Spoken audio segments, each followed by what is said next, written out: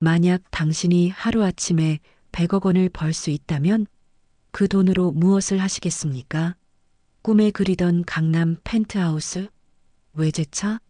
아니면 더 많은 돈을 벌기 위한 도구로 쓰시겠습니까? 오늘 여러분께 들려드릴 이야기는 지금도 어디선가 벌어지고 있을 한 남자의 파멸기입니다. 김태수 50억 자산가에서 7천원 잔고까지 그의 270일간의 기록을 함께 따라가 보시죠. 경상북도 구미시 인구 40만의 작은 산업도시에 김태수 52세가 있었습니다. 그가 운영하는 태성건설은 이 지역에서 손꼽히는 중견업체였죠. 이번 달에만 34억 규모의 아파트 건설 프로젝트를 따냈을 정도였습니다. 낮에는 당당한 사업가였지만 저녁 집으로 돌아온 태수의 표정은 달랐습니다.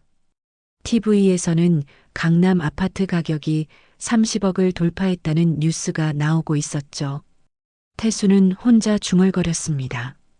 30억? 우리 집은 고작 8억인데.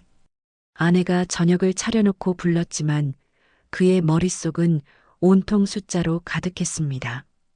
여보, 우리 재산이 정확히 얼마나 되지? 갑작스러운 태수의 질문에 아내는 당황했습니다. 갑자기 왜 그래요? 회사 포함해서 50억 정도 되잖아요.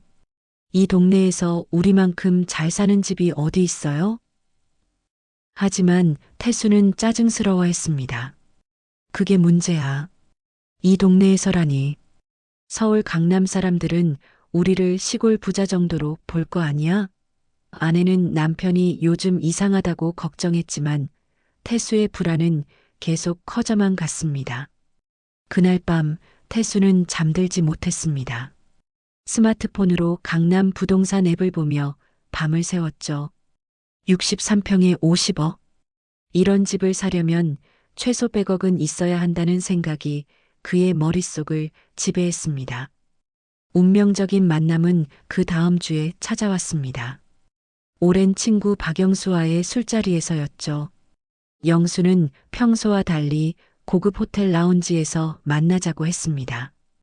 태수가 비싼 호텔 라운지를 보며 놀라워하자 영수는 자랑스럽게 말했습니다.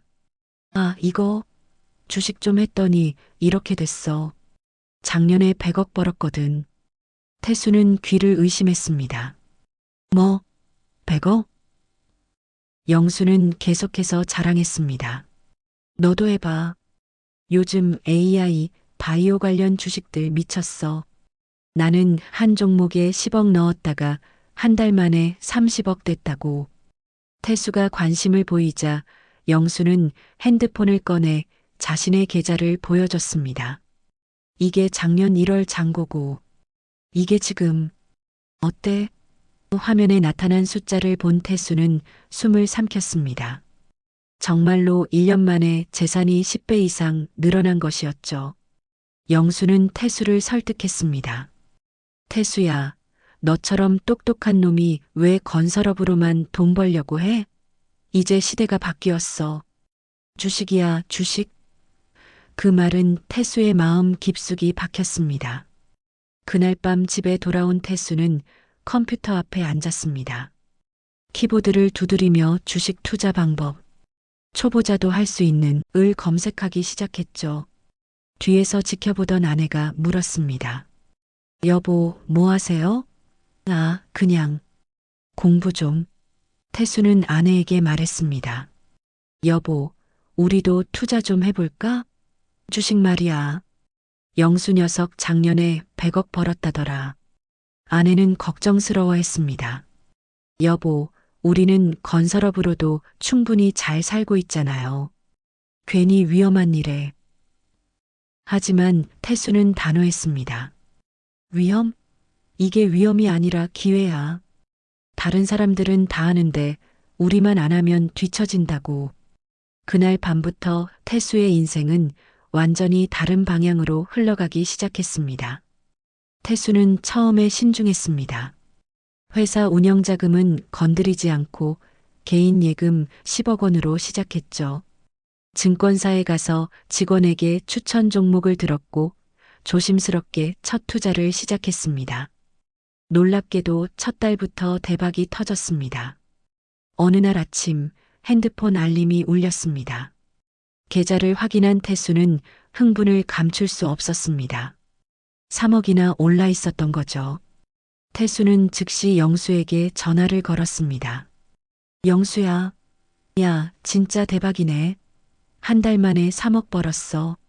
영수는 축하해주면서도 더 큰 그림을 그려줬습니다. 그래, 시작이 좋네. 그런데 태수야, 이제 진짜 시작이야. 더 큰 판에 들어가야지. 더 큰 판? 태수가 묻자 영수는 설명했습니다.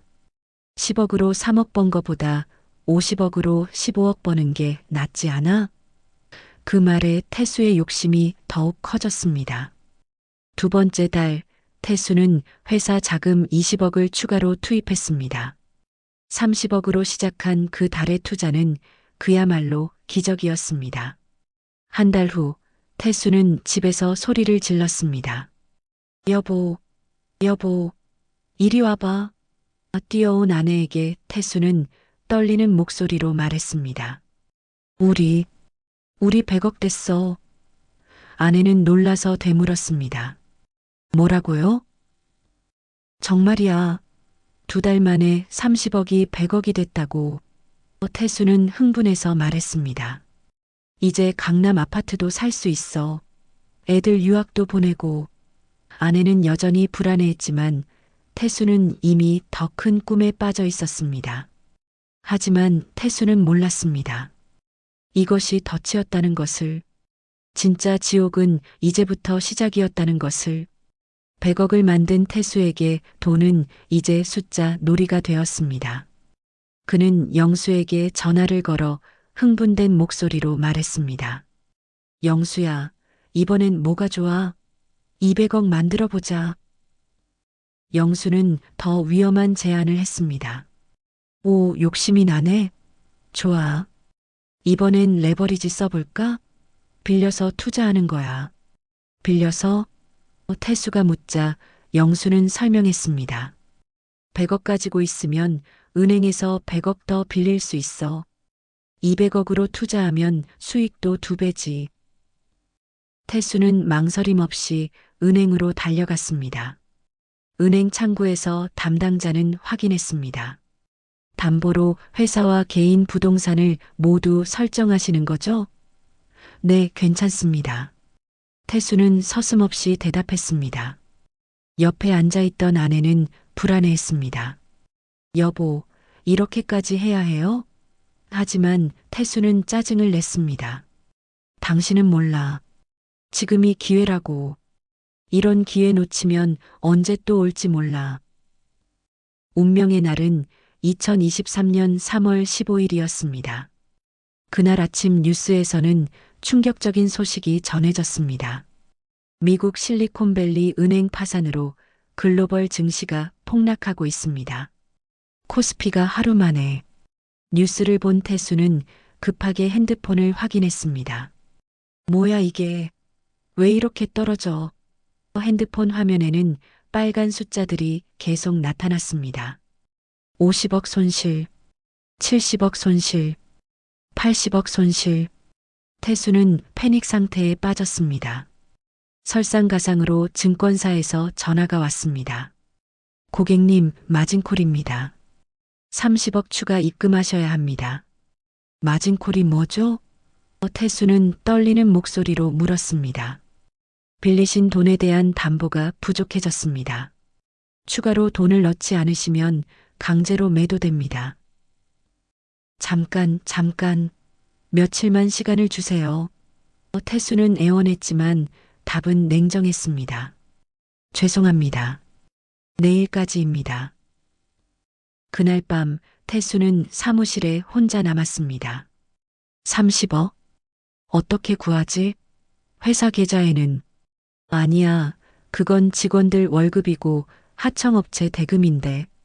시계의 째깍거리는 소리만이 그의 절망을 더했습니다. 태수는 마침내 금단의 선택을 했습니다. 일단 급한 불부터 꺼야지. 나중에 벌어서 갚으면 돼. 그는 금고를 열었습니다. 그리고 직원들 월급과 하청업체 대금 30억을 모두 투자 계좌로 이체했습니다. 그 순간 그는 선을 넘어버린 것이었습니다. 하지만 시장은 태수의 기대를 무참히 짓밟았습니다. 계속 떨어지는 주가에 태수의 200억 투자금은 일주일 만에 20억으로 줄어들었습니다. 180억이 증발해버린 것이죠. 그 다음날 아침 직원이 급하게 사무실로 뛰어들어왔습니다. 사장님, 큰일 났습니다. 뭔데? 지친 목소리로 태수가 대답했습니다. 하청업체에서 대금 지급하라고 난리입니다. 그리고 직원들 월급도. 직원은 계속 말했습니다. 계좌에 돈이 없다던데요? 30억이 어디 갔습니까? 태수는 말을 더듬었습니다. 그건 잠깐 다른 데 써서. 직원은 놀라며 물었습니다.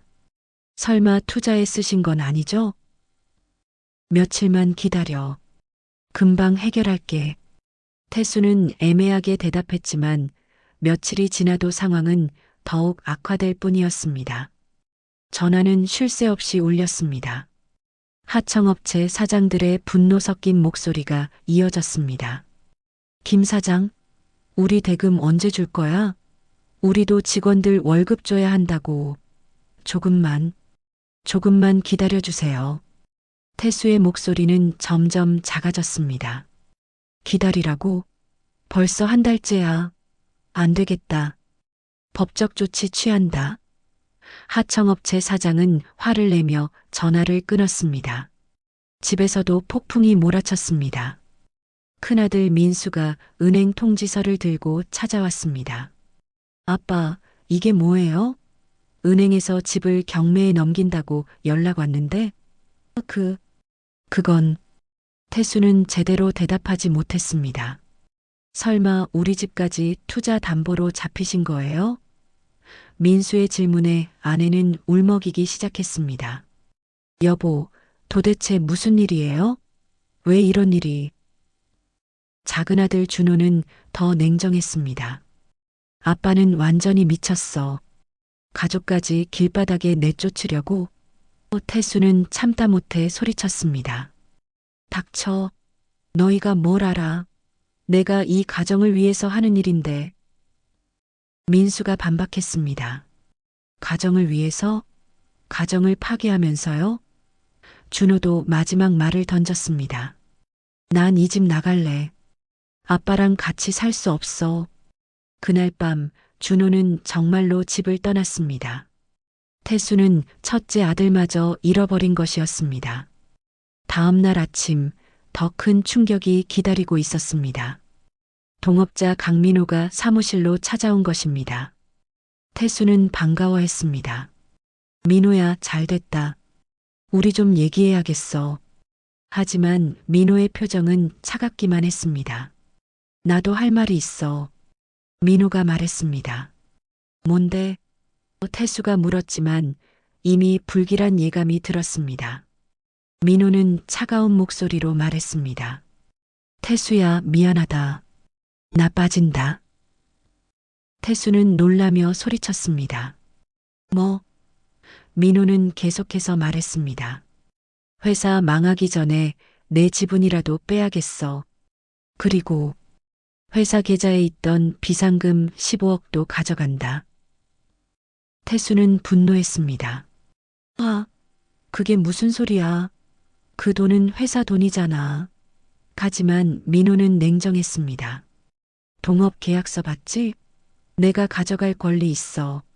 너 혼자 회사 말아먹고 있으니까. 태수는 애원했습니다. 민호야, 제발. 지금 그러면 안 돼. 우리가 몇 년을 함께 했는데. 하지만 민호의 마음은 이미 굳어 있었습니다. 그래서 더 못 보겠어. 내가 이렇게 변할 줄 몰랐다. 직원들 월급도 안 주면서 투기나 하고.